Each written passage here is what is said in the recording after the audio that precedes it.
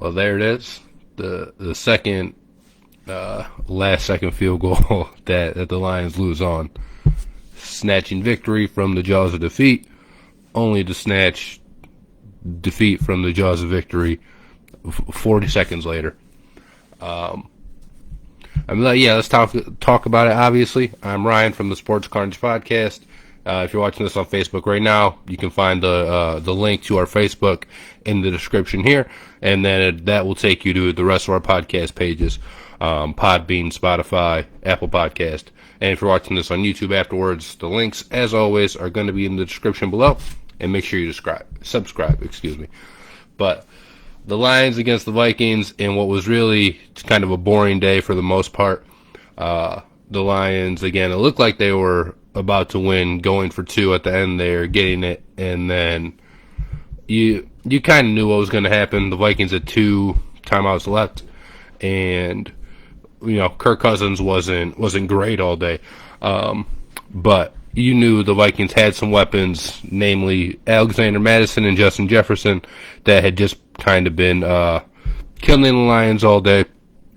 And you knew one way or another they'd make it down the field and kick the field goal, and that's exactly what happened. To again prevent Dan Campbell from getting his first win as the Lions coach. The biggest positive today was probably the defense. They obviously made the fumble that at the end of the game, which allowed them the opportunity to take the lead after that. So made a big play there. They had the interception off of the tip up in the air when the Vikings were I don't know if they were exactly in the red zone, but they were pretty close to their end zone. So I thought the Lions defense played pretty well today. Not that the Vikings are some great team, but I thought for the most part, what the Lions did work to probably help not having Dalvin Cook in for the Vikings, except Alexander Mattison performed, more than admirably for what the Vikings needed. And with that being said, with the Lions only giving up, it was 19 points here, they still, Minnesota's big stars still ate. Justin Jefferson, 7 catches, 124 yards. There's nothing that the Lions really all day were able to do with him, and our secondary is a concern. It'll continue to be a concern all year, and obviously we have to face Justin Jefferson again, face guys like Devontae Adams in this division as well. So the Lions stink. How about the Spartans and Wolverines? Well, Jason, I think you were on our videos yesterday, but we did reactions for the Spartans and Wolverines. But yeah, very opposite records, right? Both of them 6-0, the Lions 0-5. Why be aggressive and go for 2 and then go on prevent defense? So I think the reason the Lions went for 2 is because Dan Campbell knew that the Lions were pretty fortunate to be in that position. The Lions offense had really been putrid all day. So for them to be able to steal a victory and score that touchdown, I think he wanted to avoid going into overtime on the road in a game where you've probably been outplayed the entire time.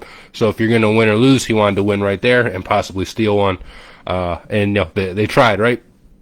And then the prevent defense, I don't know. It was a 54-yard field goal that they ended up giving up. And you kind of, I don't know that you necessarily take that, but it's not so much like they just got gutted all the way down the field. And the Vikings still had 2 timeouts, as well. So, you don't want to get beat because Justin Jefferson had been beating you all day. And, if you played, if you played a little bit more aggressive, he probably could have easily gotten over the top on you. And the Lions, they only had 2 sacks today. So it's not like they were doing, a great job of generating pressure as well. But whenever that doesn't work, that's going to be the number one thing that I think you always hear is why'd you run prevent? It allowed them to just pick up those chunk plays down the middle, which is, obviously it's what happened today. What positives are you smoking weed? They don't know how to win. I'm not, but like I said, I thought the defense for the most part played well today. Not a single positive thing about this organization. Tanked the season. I mean, they are tanking in the sense that they're trying to stop playing the veterans, right? They're trying to get some of the young guys more involved. Obviously, they released Jamie Collins. Was it a week ago, 2 weeks ago, something like that? So they're trying to tank in the sense that trying to get some of the young guys experience, but tanking in the NFL or in any sport really, like the players and coaches are never going to try to lose the game. The best thing you can do is you could put worse players out there trying to develop them for the future. But rarely is the actual players and team just going to go out there and throw a game. How do you lose a game with seconds left on the clock? It's hard to represent down here in Texas. It's hard to represent everywhere.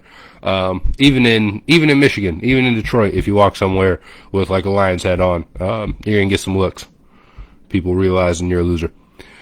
Great call, coach. Our defense is utterly shameful and despicable. Yeah, our defense is bad. I thought they played pretty well today, but for the most part, they're a really bad defense overall.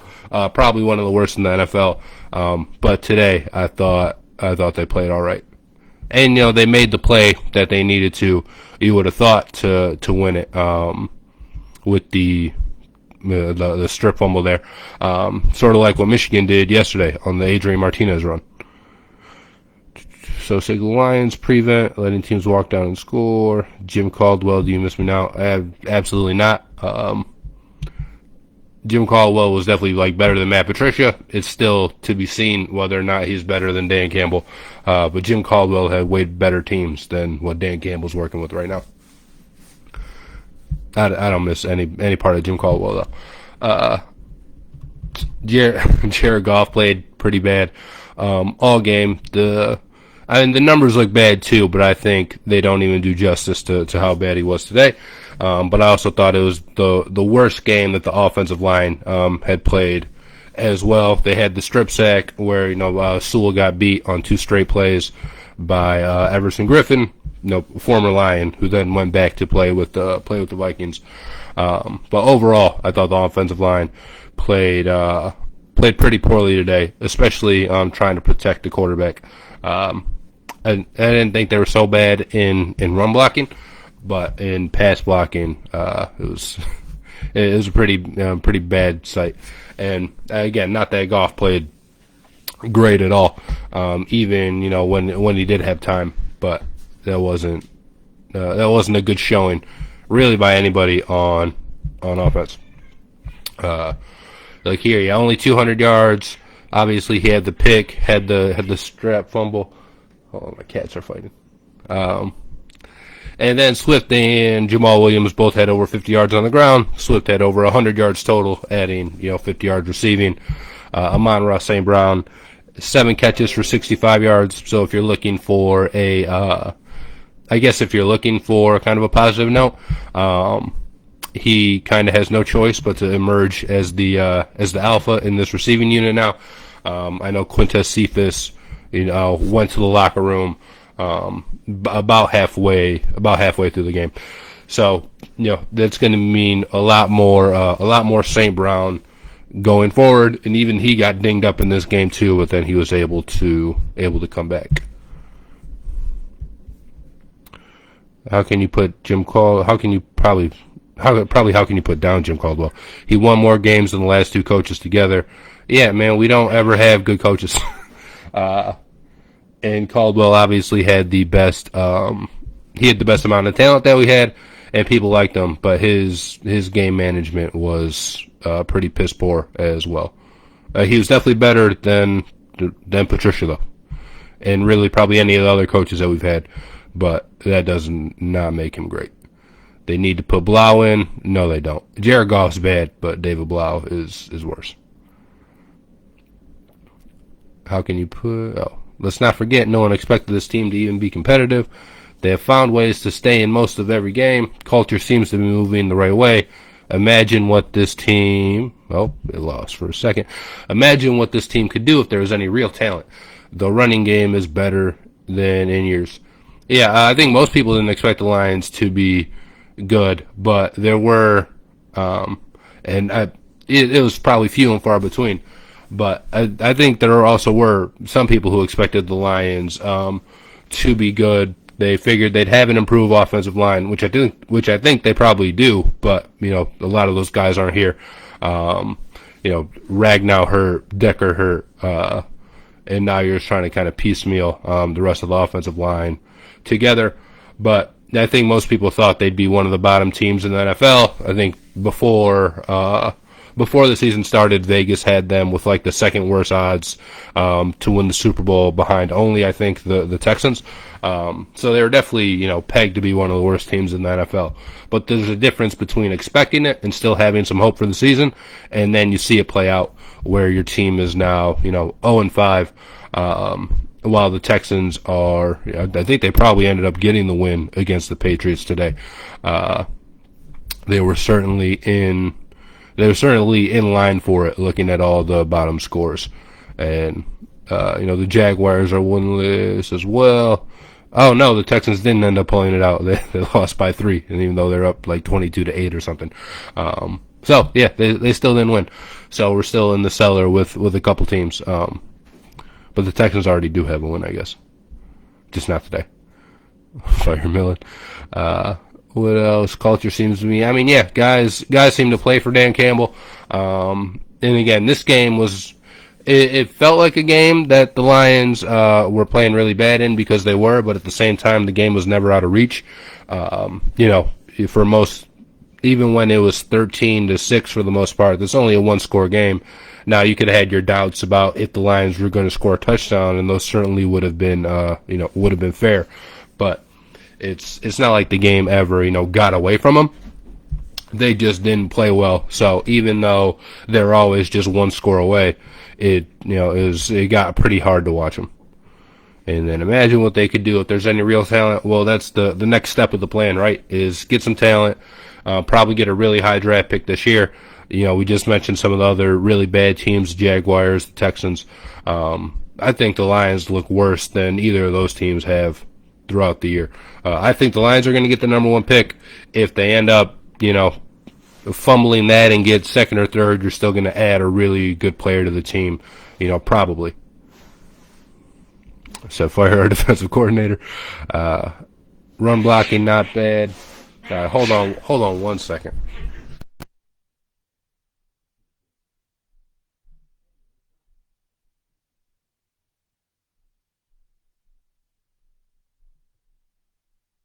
Oh, sorry about that. I think they're done fighting now. I still feel better about the direction with this team than I did with Patricia at the helm.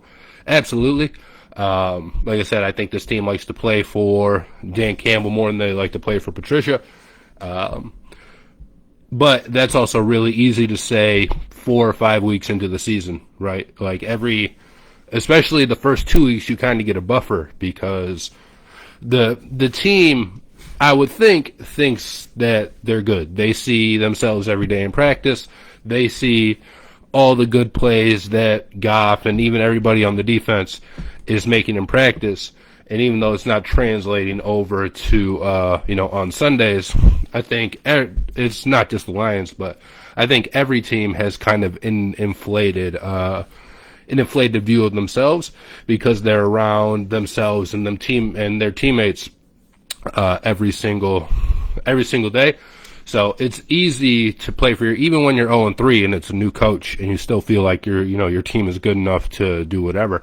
But I am interested to see if the Lions get to like 1-9 or 2-12, then how eager are some of the guys going to be to play for Dan Campbell, because I think that's a much harder sell than even 0-5 is right now.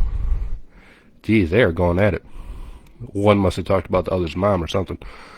I still feel better. Oh, I just read that one. My bad. Why give Cousins that much time to throw the ball?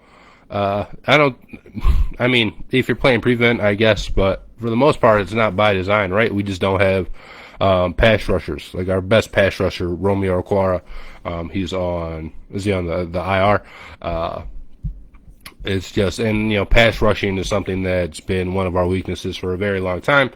So, not that we want to give Cousins so much time to throw the ball. That just it just kind of ends up happening.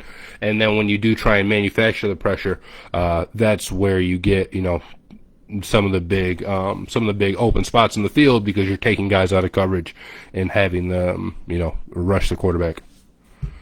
On our way to another losing season, absolutely.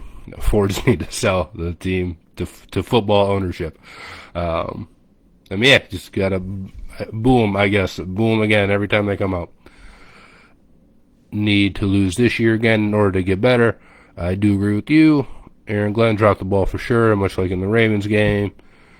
In all fairness, they'd probably play better for me than they did Patricia. That's probably true. I don't remember a coach being so disliked as Patricia was, even across the league. And that's the kind of stuff that I pay attention to. Because I just think it's kind of funny when you have these guys that lose the locker room. Like, as much as Urban Meyer's been talked about the last 2 weeks, I don't know that his players even hate playing for him, as much as the Lions did playing for Patricia.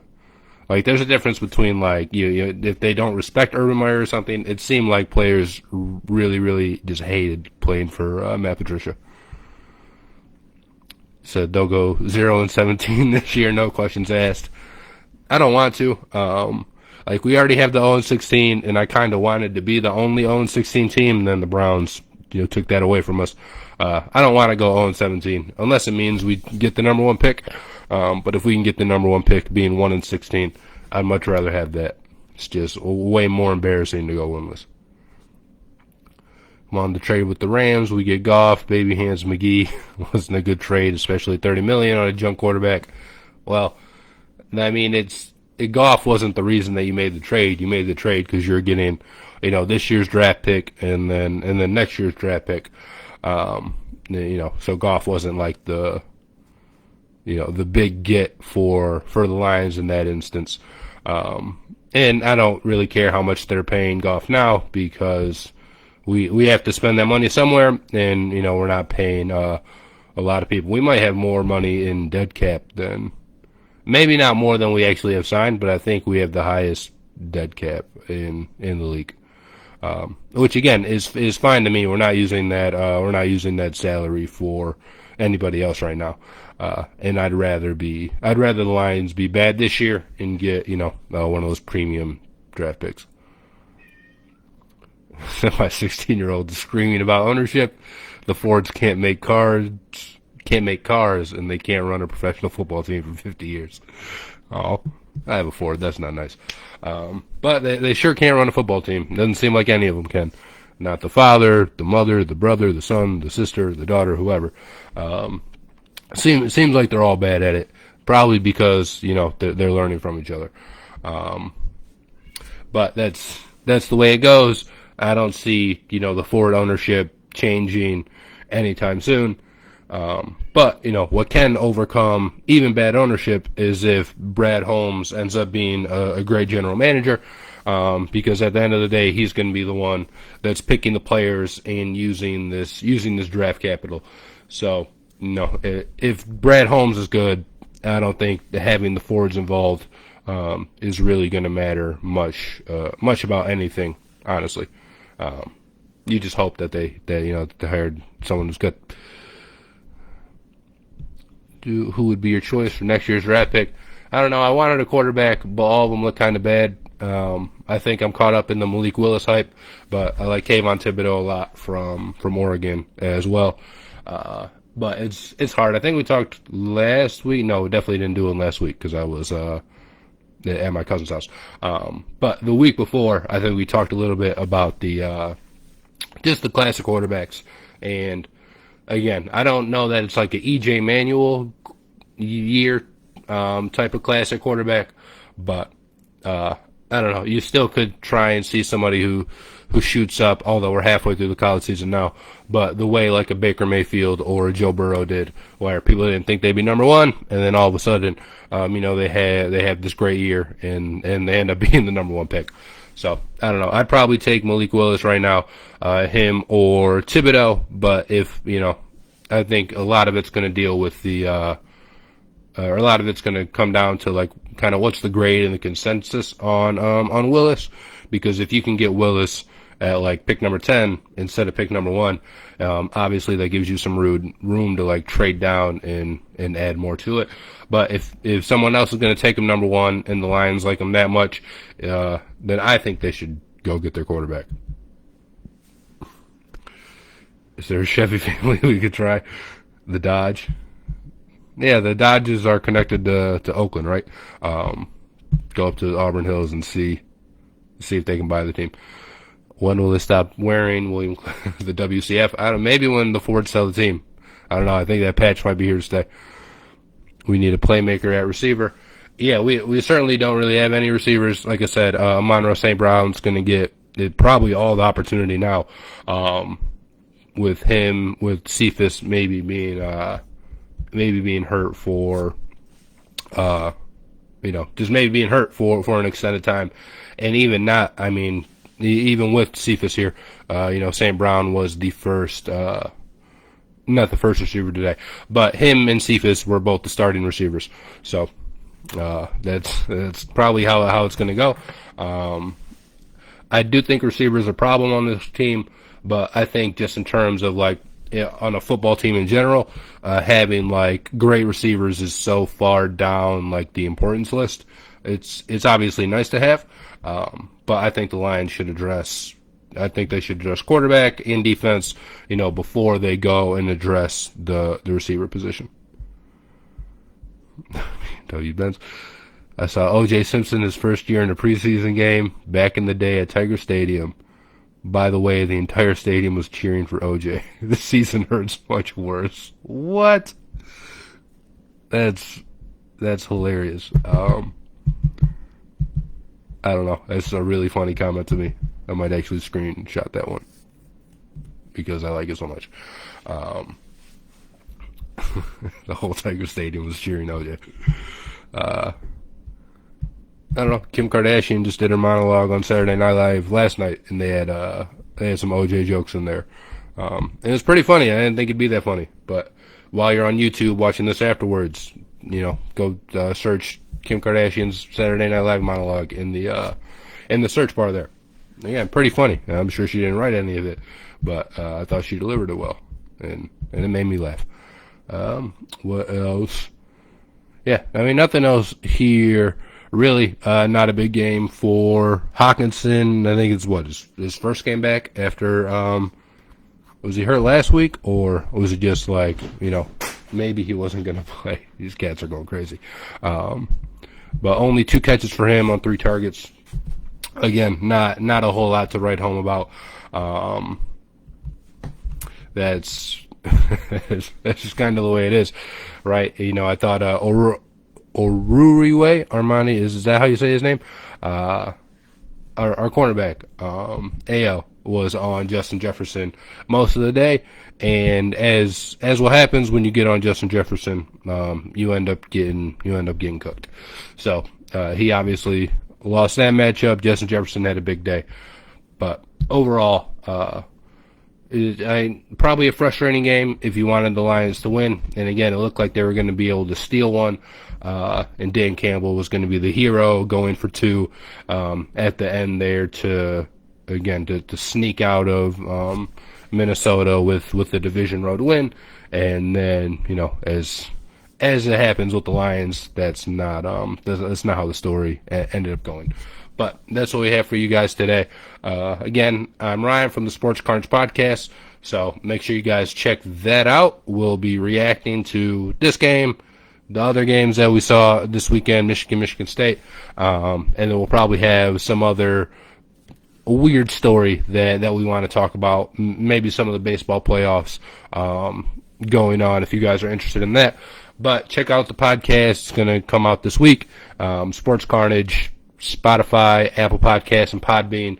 So make sure you're subscribing on whatever platform you want, and then when we drop a new one, it'll go right to your phone and say, hey, drop whatever you're doing. Tell your boss you're taking 2 hours for lunch and you're going to listen to this. And then if you're on YouTube, or you can go to YouTube and type in Sports Cards Podcast and listen to this video if you came in late. And all of our social media links, Facebook, Twitter, and YouTube will be down in the description below there, or you can just go to our Facebook that's linked in this description right now and check that out. But that's what we have for you guys today. Thank you so much for joining us. Again, we'll try and do this next week for Michigan State because Michigan has a bye week, and then the Lions game as well. So thank you guys. Enjoy the rest of your Sunday.